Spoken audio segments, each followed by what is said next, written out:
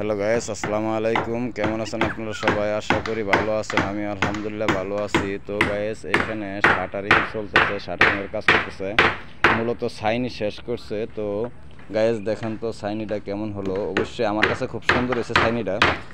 সাইনির গ্যাপটা হয়েছে 5 ইঞ্চি গ্যাপ দিছে, তো খুব সুন্দর হয়েছে। কারণ অন্যরা 5 ইঞ্চি 6 ইঞ্চি গ্যাপ দেয়, অন্যরকম দেখা যায়, একটু গ্যাপটা বড় হয়, কিন্তু এখানে সম্পূর্ণ আছে 5 ইঞ্চি গ্যাপ। তো গ্যাপটা আসলে মানে খুব সুন্দর হয়েছে, কারণ এই গ্যাপে মানে দেখা যাচ্ছে ছাদরা কখনো সিট যদি একটু নর্মালও হয় তো ছাদরা ঝুলে না নিচে।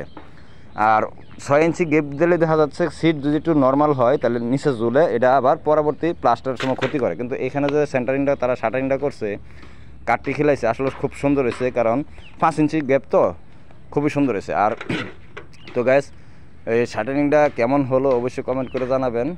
আর এই যে আমাদের মিস্ত্রি ভাই উস্তাদ, সে হয়তো ভাই এই কাজটা করছে। এই যে আরেকজন নেমে যাচ্ছে, আবার দুইজন ওই যে নিচে বুট বানাচ্ছে। তো আমাদের মিস্ত্রি বাড়িকে চিন্তা রাখেন, অবশ্যই দরকার লাগবে, কারণ সে এই এলাকাতে কাজকাম করে, যেহেতু অবশ্যই দরকার লাগবে। হানিফ ভাই ওর নাম, উত্তরার থেকে, নামি দামি জায়গা আবার কিন্তু ভাই। তবে গায়েস আসলে খুব সত্যি, আমিও ছাদবাদী, ছাদ সেন্টারিং করি, কিন্তু আমার কাছে খুবই সুন্দর লাগছে তার এই কাজগুলি, সত্যি খুব সুন্দর লাগছে।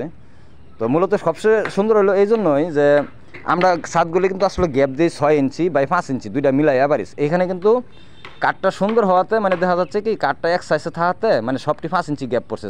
ছাদরা ঝুলার মানে সিটের জন্য যে ঝুলবো, এই ঝুলার কোনো সিস্টেম নাই। যাই হোক গাইস, কেমন হলো অবশ্যই কমেন্ট করে জানাবেন।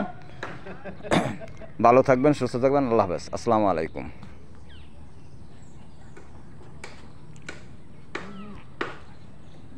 এই যে আমাদের মালিক হয় এখানে বসে আছে, বাড়ির মালিক, এই যে ফরহাদ ভাই, উনি আপাতত বর্তমান মালিক, উনি নিচে বসে আছে।